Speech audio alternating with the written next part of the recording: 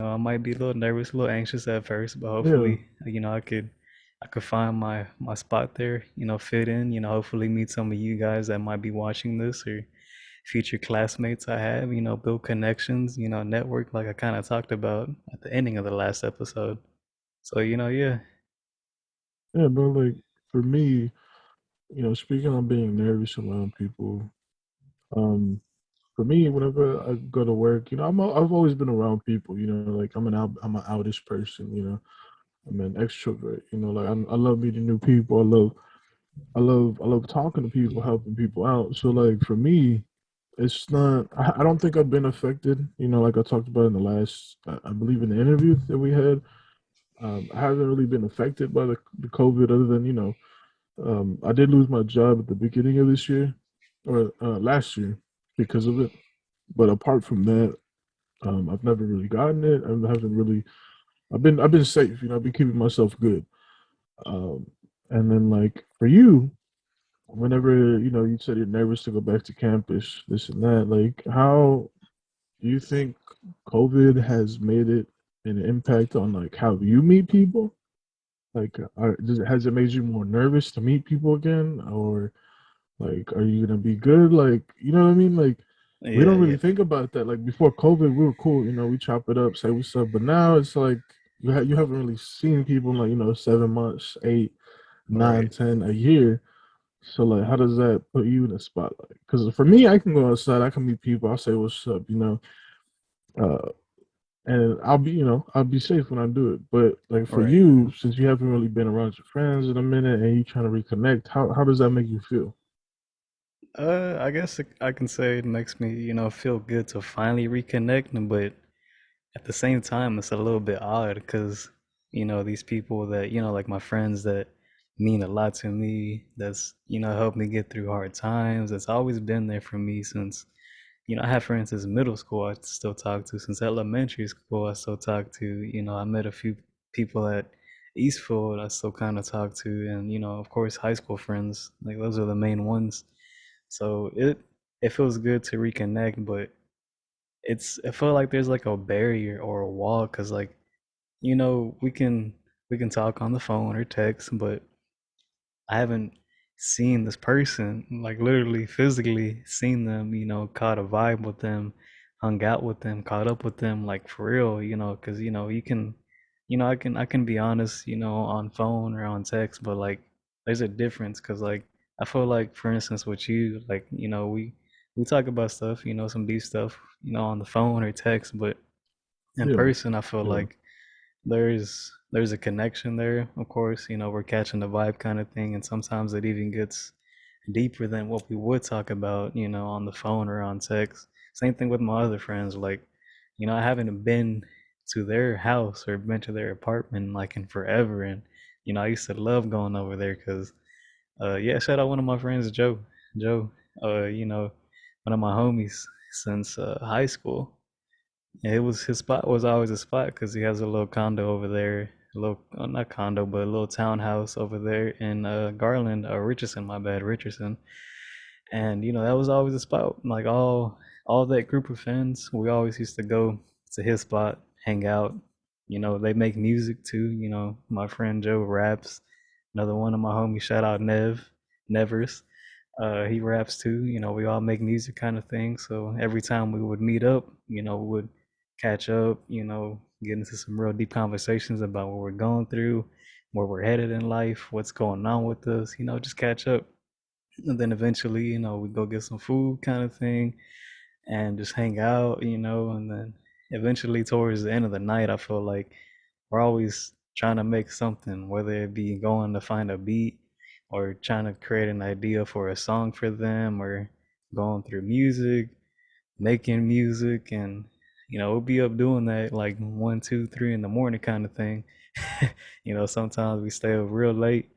I used to, spend the night over there because I didn't feel like going back because we would be up, working on stuff. There was one time I think it was like 5 o'clock. We finished one of his songs probably 2 years ago.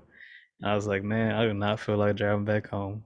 So it's cool to have a spot like that where I'm comfortable enough to be myself and comfortable enough to spend the night and not feel the need to like I gotta dip, you know what I mean, or I gotta leave back to my house kind of thing. Like Yeah, it's kind of like at their spot, they make me feel welcome. Like my homie Joe's spot is like my spot too. And another thing with that is like I try to take care of if we go out to eat, take the trash out or clean up after ourselves kind of thing. Like treat it like my own home, like I would, my room or my house or, my home kind of thing. Like treat it like my own because it feels like, I'm a part of that house or that connection there, if that makes sense.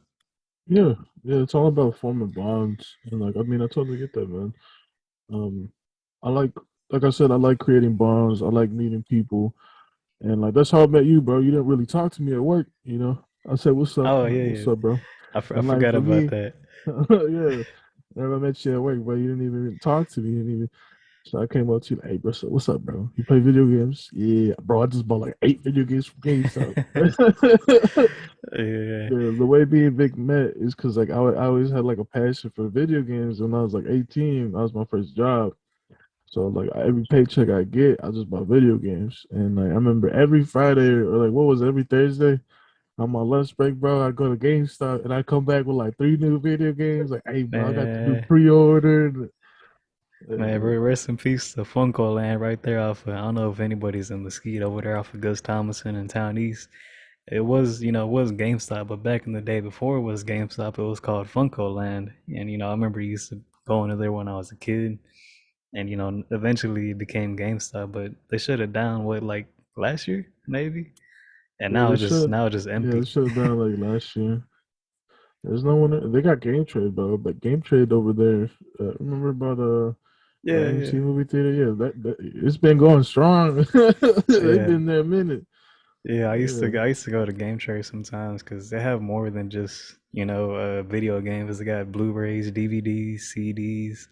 They have a whole bunch of stuff. If anybody's fans of anime, they got a whole bunch of anime collectibles and anime stuff on DVD and posters, accessories. They have retro games too, like yeah, bro. Like, PS1, yeah, N64, all that, and they the got Super all that. Nintendo, like all that. Yeah, So bro. I it's a cool remember spot. before COVID, bro. Like, you can go in there, $5 get you an hour, bro. You can play on like all their Xbox Ones, their PS4s, or like their PS3s, Nintendos. Like, it was bad. It was pretty nice. Yeah. But like with that, I feel like, me personally, I kind of switched to buying on digital the past couple of years because I used to be, man, I want physical. I want physical copy. I want a physical copy to have a little collection. I used to be the same way with music. Like I used to love buying physical CDs, but eventually I moved to, streaming because it's so much simpler than having CDs, you know what I mean, and a CD player kind of thing. And so the same thing happened with me in video games. Like I just like buying digital now. Like you know what I mean? Like it's so much easier. You can pre-order. I usually pre-order a game, and then I can preload it to where, I think it's a couple of days before you can preload on PS4. A couple of days before you can preload it. Yeah, on And PC, I can't do that. It won't let me, uh bro. Like, I can't preload anything. The reason yeah. why they don't let us preload, bro, is because when we preload, we see all the game files and we can start the game without even Oh having it. yeah, yeah, Like, yeah. yeah. But like, bro, and then that's another topic, bro. Like, since COVID's been here, like everything's digital now. Like everything on your phone, you have concerts on. You can order Grubhub off your phone. Like DoorDash, you can download a whole movie. You can download everything. Like it's all on your phone now, bro. Like video games, food, everything. You can even order cars on your phone. It's wild, Yeah, bro. yeah. Like I, it's cool how everything's switching up. You know?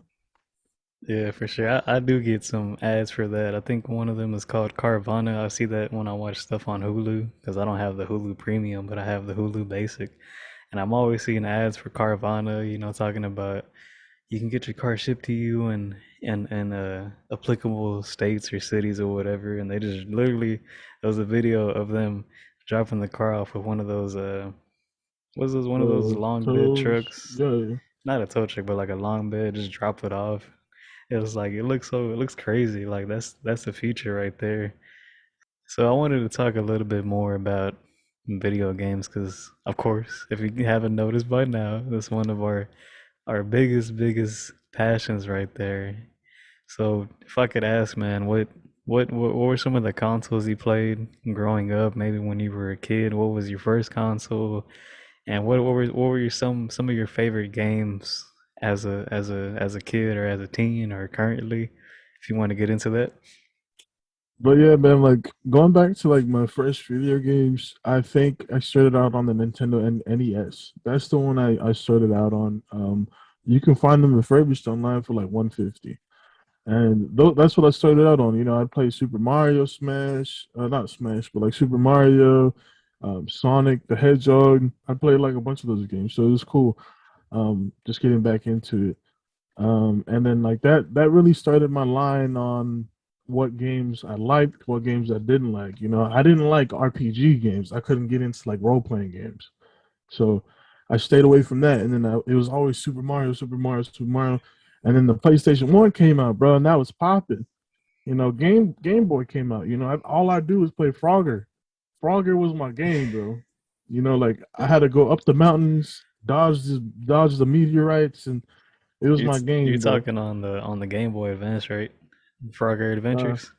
yeah. Frogger Adventures I had the same was one on the mine, Game Boy. Yeah, bro. I couldn't get to like I really beat the whole campaign, bro. But I stopped whenever like you got into like the air, whenever you were in the air maps. You remember that when there was like air dungeons and castles and like you jump over like the cat like clouds. yeah. That's the like last part I left out on. I couldn't get past it, bro. It just got so hard. And then after that, PlayStation One came out, and then I hopped onto that. That's whenever it started getting cool, like Tomb Raider. I played that all the time.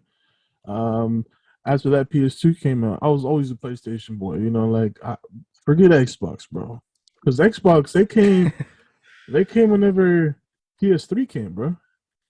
Because they didn't have one, did they? PS2, PlayStation 2 was the only one, right? And Nintendo. Nah, And bro, then they had the Xbox original, the black with the green. yeah, but when did that one come out? Didn't that one come out It came out after the after. PS2? Yeah, it came Yeah, out like after the PS2. That's why I really never caught on to Xbox because like PS2 was always there, PS1 was always there. right. Xbox came in after, so I really didn't touch Xbox. And then I bought PS3, bro. I bought the PS3 Slim Edition, like sexy, clean, black. That's my style. You know what I mean? So Yeah. like I'd always play those, and then after that, you know, like I keep going on and on and on. But like those, that's how I started my gaming, and now like I'm over here PC gaming. You know, I'm a PC master race. You know, like I don't play on the little kid games. I got everything. I can code on my computer. I can program. I can play video games.